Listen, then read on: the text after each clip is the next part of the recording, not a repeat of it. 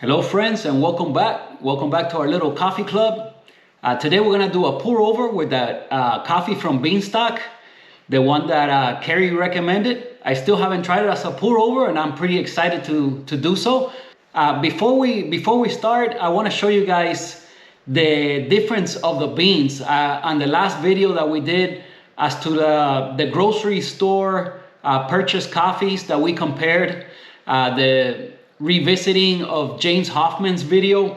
Anyway, I laid those coffees out on the counter so you guys could take a closer look at them and see how they differ. So let's take a look at that and then we're gonna make a pour over with the Beanstock coffee.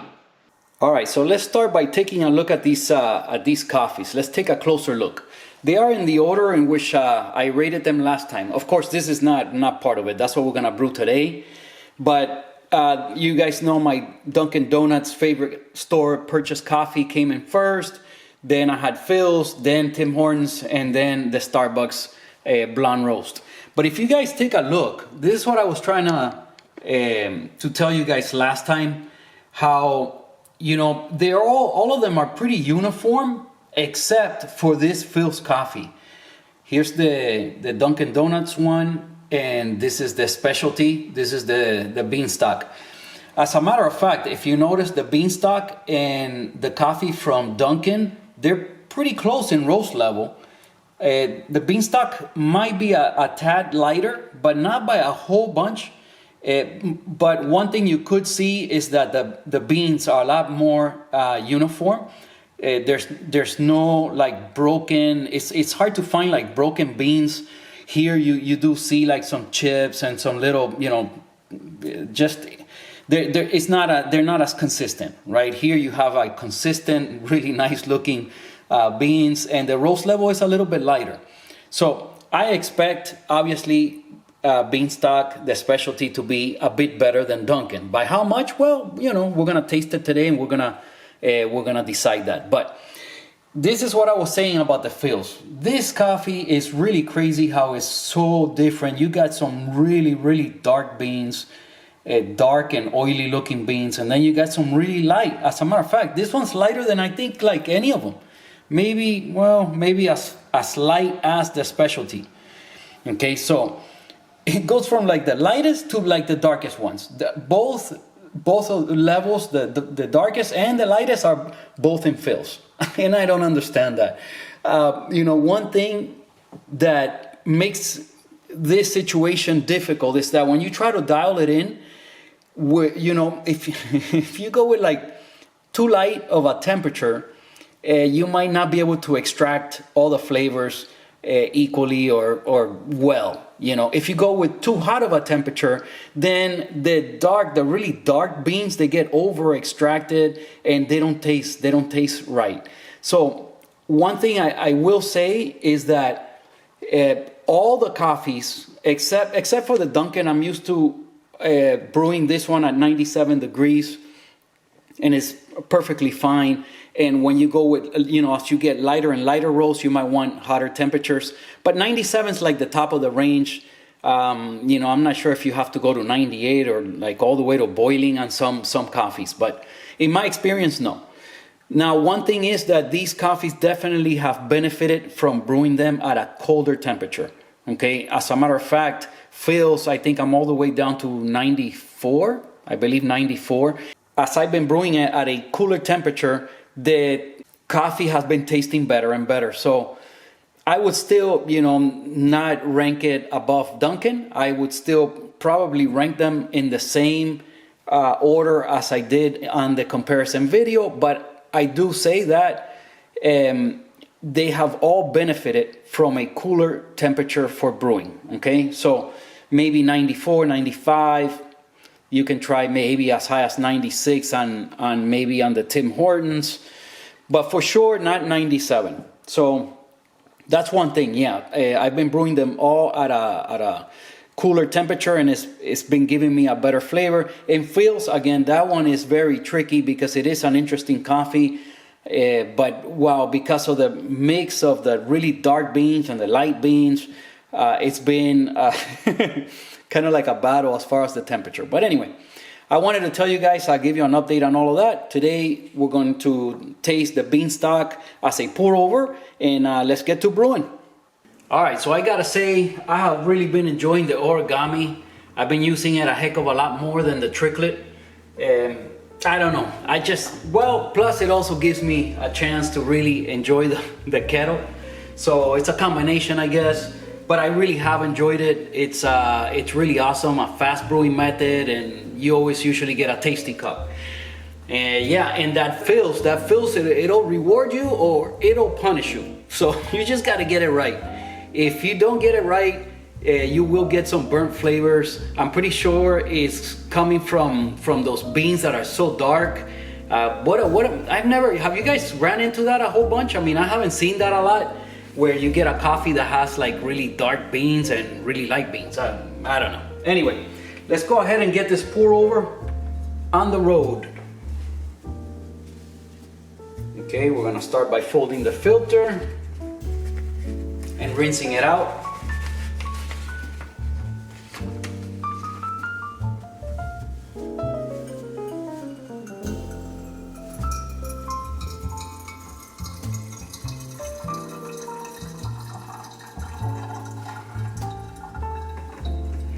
We're gonna use our usual recipe, the same thing we've always been doing, 20 grams in, 300 grams of water out. So a 1:15 ratio, and we're gonna brew at 97. This being a light roast, I think it calls for a hotter temperature. Okay, while that gets warmed up, let's go ahead and grind our 20 grams.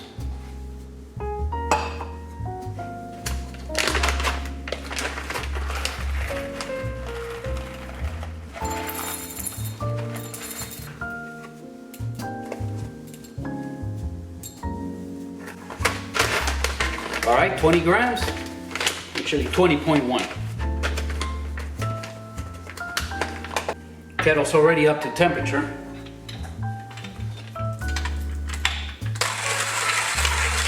I gotta say, as a straight shot of espresso, this coffee was wonderful. We'll see how it does as a pour over.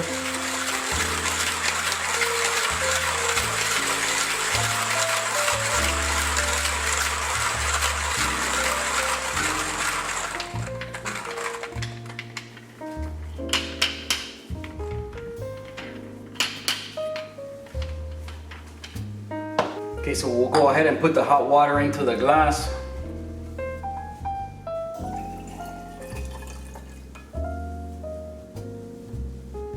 Start warming up the glass.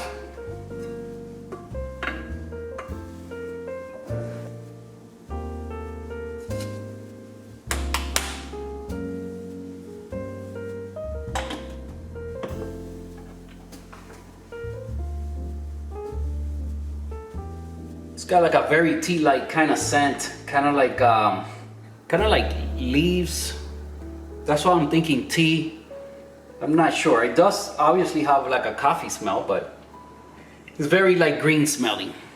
Okay, we'll go ahead and make the divot as we usually do, just so we could pour into that and try to saturate all the coffee at the same time. Okay, so let's tear the scale, start the time. So hopefully we'll finish in about 3.5 minutes. We'll do our first 100 grams, fill up the divot, then go around till we hit 100. I went a bit over, but doesn't matter as long as we finish with 300. All right, so there you see it degassing, CO2 coming out of the coffee. You guys saw this coffee's only about 2 weeks since they roasted it. All right, let's try to do the second pour.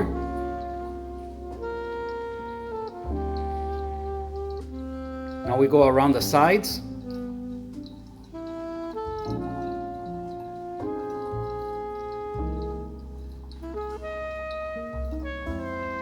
Okay, 200 grams. I still don't have any way of having something hold on to the phone as I do this. All right, I gotta do my agitation.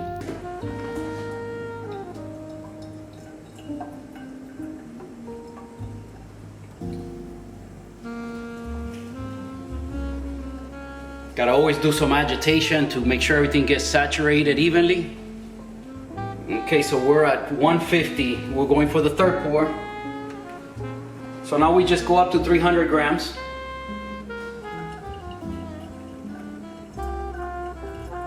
Go around the edges, wash everything down, then go into the middle.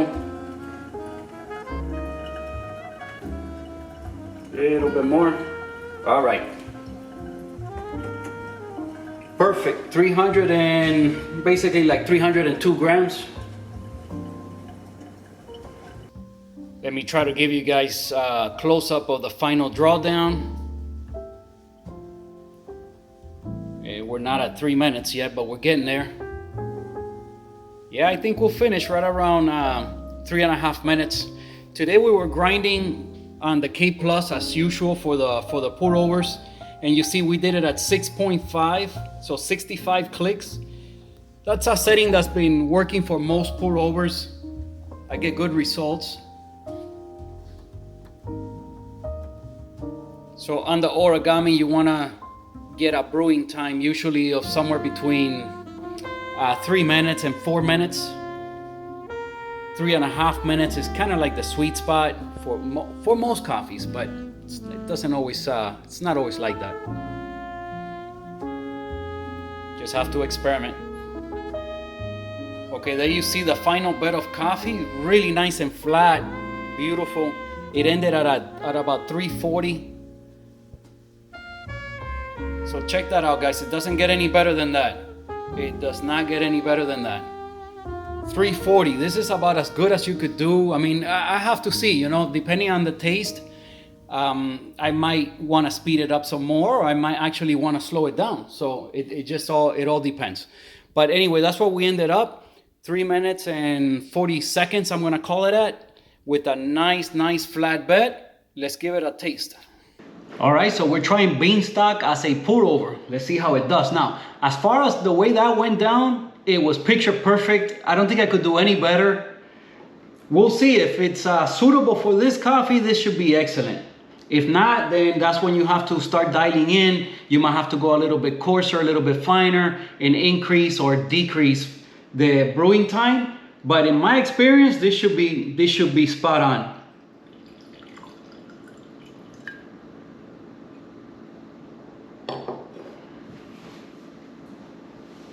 All right, let's give it a taste test.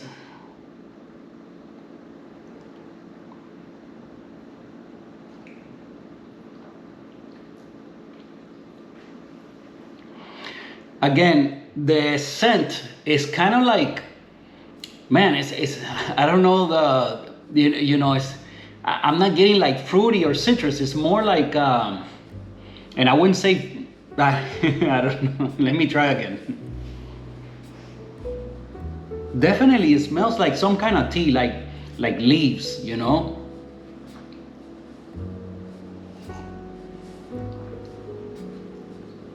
It's quite hot though. We're gonna have to let it cool a little bit. It's hard to get any kind of like specific flavors when it's so hot, you know.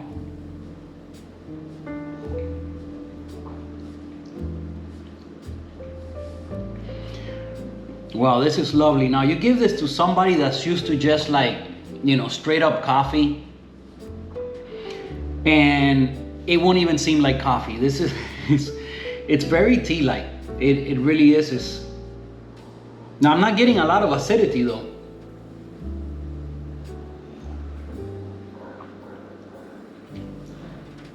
We'll see as it cools. We'll see what happens.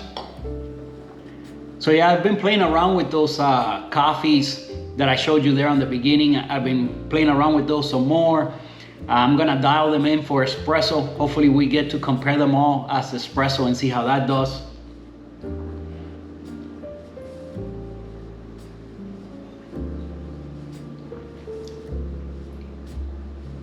All right, flavors are building. Flavors are building. Let's see. The smell, again, like some kind of tea, like some kind of leaves. That caramel starting to come out more.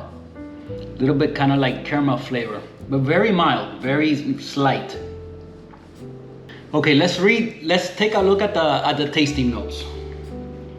So toffee, apple blossom, berry, and the word I couldn't say last time. I looked up the pronunciation and I forgot, so I'm not gonna try to say it again. I'll put the tasting notes again here on the screen. But you know, last time as an espresso, I definitely got like an apple taste. There's no doubt about it. I had like a little apple flavor, yet as pour over, I'm not getting that, at least not yet.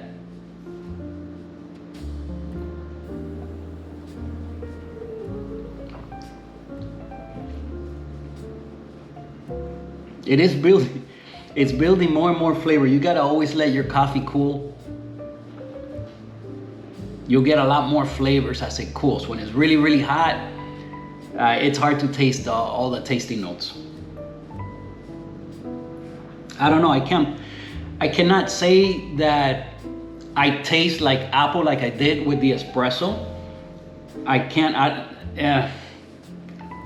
find that. I could see like the berries today, a little bit more like berries, but not there is a little bit of acidity, but not a whole bunch.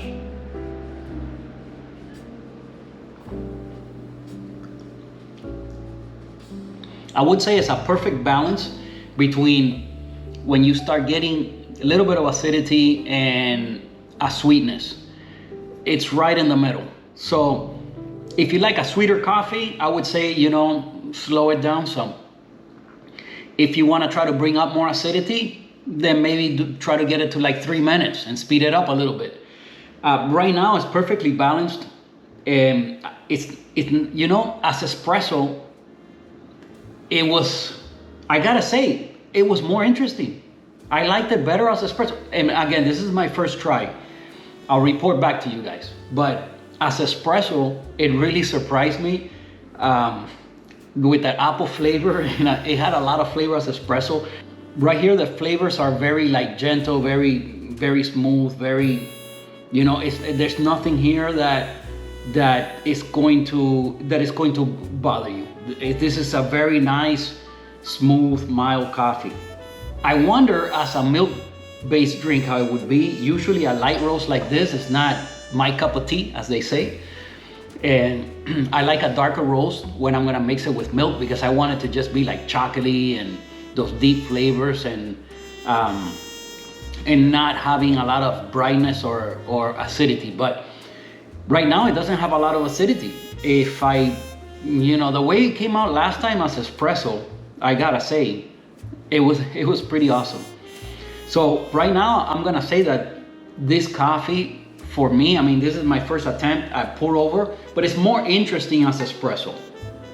If you were to try to compare it, for example, with the coffee from Dunkin' Donuts, you know, the Dunkin' Donuts, at least the way I brewed it right now, the Dunkin' Donuts would have more acidity, no doubt about it, no doubt about it. So it depends how highly you appreciate the acidity. Now, as far as the other flavors in the coffee, it's just different. It's different. Is it a whole bunch better than what you would get from the Dunkin'? You know, maybe not. Maybe not. I wonder, well, I would be able to tell them apart just because of the acidity. And again, use a different brewing method, or maybe a longer extraction or a faster extraction or some other kind of thing, and it might change totally. You know, I know as far as those other coffees, especially the Starbucks, you guys saw the Starbucks one came in last on our comparison. And when I brought down the temperature, it's the one that improved the most. Okay, all the other ones stayed right there. Again, feels, it just it depends. It could reward you or it might not. It depends what happens with those really dark beans and the way it gets extracted. You might get some harsh flavors, or you might not. So it's a difficult coffee to dial in. As far as the Starbucks one, it improved a whole bunch when I brewed it at a cooler temperature. And the Tim Duncans, you know, there's nothing interesting about that coffee, but it makes a nice cup. It's very nicely balanced. It's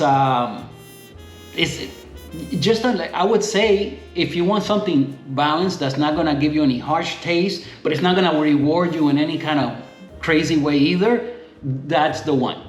Okay, it's perfectly fine for that. And as a matter of fact, I've been thinking, you know, for espresso, that might turn out to be the best one. I have a feeling Tim Hortons is gonna win when I try to dial them in for espresso. I always tell you guys that the Dunkin' for me has a little bit too much brightness and acidity for milk base. I'm gonna have to rephrase that. Okay, so if I'm gonna have the straight shots, just the straight shots, I think the Dunkin' will still win. But for milk base, if I'm gonna mix the espresso with milk, I think that Tim Hortons probably is gonna win. I don't know, but we'll see what happens with that. I don't know if I'll have enough coffee to like, we'll see what happens, but I might be able to, you know, do just shots of espresso. Maybe I'll taste them and then put it in milk. We'll see, we'll figure it out.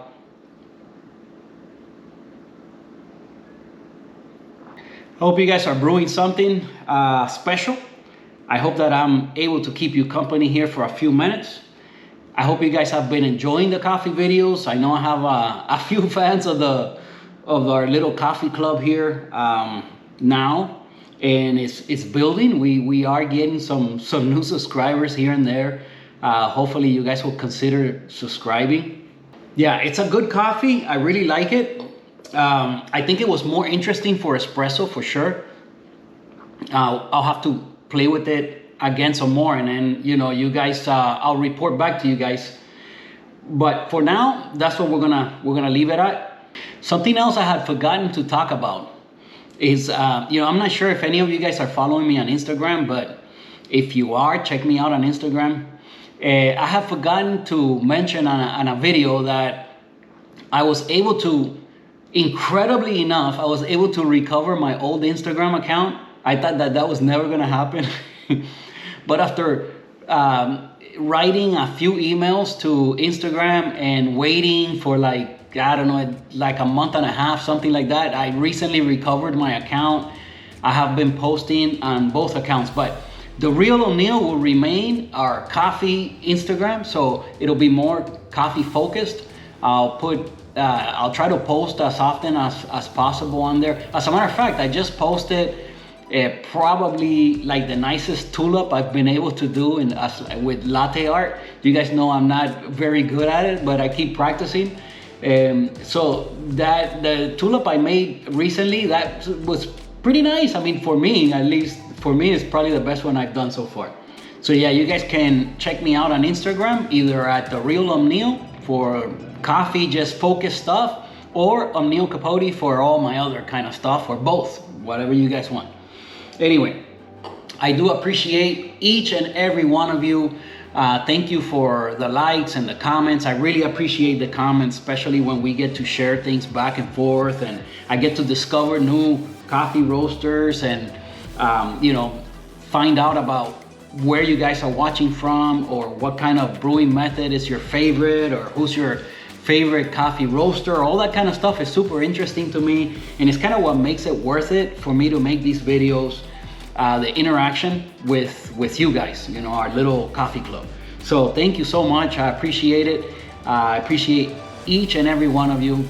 Please give the video a like, subscribe to the channel if you haven't done so already, and I'll see you guys next week.